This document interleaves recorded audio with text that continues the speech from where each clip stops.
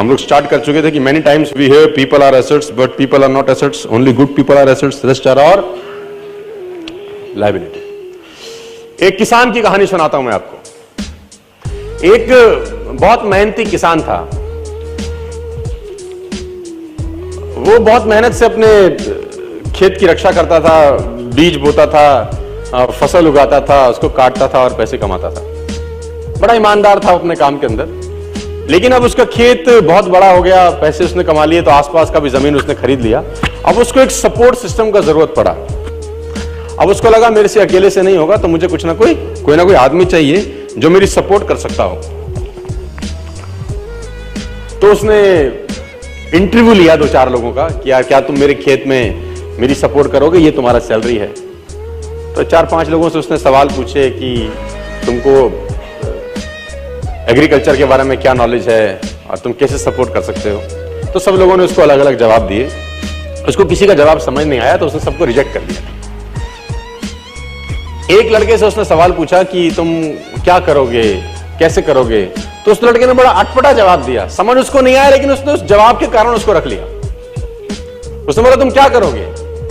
वो बोला I can sleep when the wind blows, जब बहुत तेज हवा चलेगी तो मैं सो जाऊंगा। उसको समझ नहीं आया, लेकिन उसने इसके अटपटे जवाब के कारण उसको रख लिया। इसका पता नहीं क्या मतलब है, देखते हैं। अब वो दोनों खेत की रक्षा करने लगे। बढ़िया फर्स्ट क्लास फसल होती थी, काटते थे। एक बार रात को जो मालिक था उस खेतों का, उसने दौड़ते दौड़ते ढूंढा उस आदमी को जिसने उसको नौकरी पे रखा था, I can sleep when the wind blows को। और दौड़ते दौड़ते गया क्योंकि बहुत तूफान आ गया। तो उसको लगा यार ये फसल मेरी खराब हो जाएगी और जितने भी जानवर बंधे हुए हैं ये सब इधर उधर भाग जाएंगे। तो फटाफट देखो, सो रहा है पागल आदमी इतना तूफान में, तो कम से कम उसको फसल की रक्षा करनी पड़ेगी। ऊपर कुछ डाले, कुछ करे, जानवरों को पकड़े, ये देखे। और वो अंदर गया तो वो आराम से मस्त सो रहा था। उसने बोला उठ, तेरे को पता नहीं कि तेरी नौकरी क्या है। उसने बोला मैंने तो कहा ही था I can sleep when the wind blows. उसने कहा ये पागल बेवकूफ आदमी है, कहां मेरे पल्ले पड़ गया है, मैं खुद ही करता हूं, तो जब तक जागेगा तब तक काम हो जाएगा।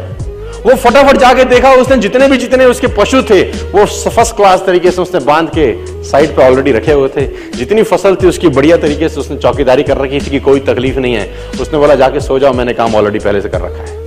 आई can sleep when the wind blows. उसको समझ में आया इसका मतलब बड़ा सिंपल ये था कि जब परेशानी आएगी तब काम करने की जरूरत नहीं है, काम हमेशा उससे पहले करके रख लेना चाहिए।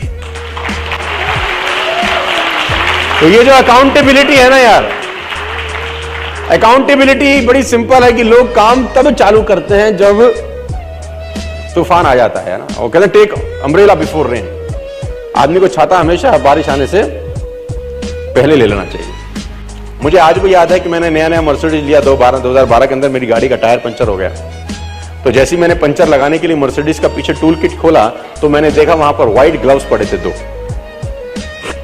मैंने बहुत सारी गाड़ियां चलाई, लेकिन मैंने पहली बार किसी गाड़ी में व्हाइट ग्लव्स देखे। यानी मर्सिडीज को ध्यान था कि अगर इसकी गाड़ी पंचर हो गई और इसने पंचर लगाने की कोशिश की तो इसके हाथ गंदे ना हो। ग्लव्स 50 रुपए के आते हैं, कोई भी गाड़ी रख सकती है, लेकिन रखती नहीं है। यही फर्क है मर्सिडीज में और बाकी सारी कंपनियों में। 50 रुपए के ग्लव्स आते हैं,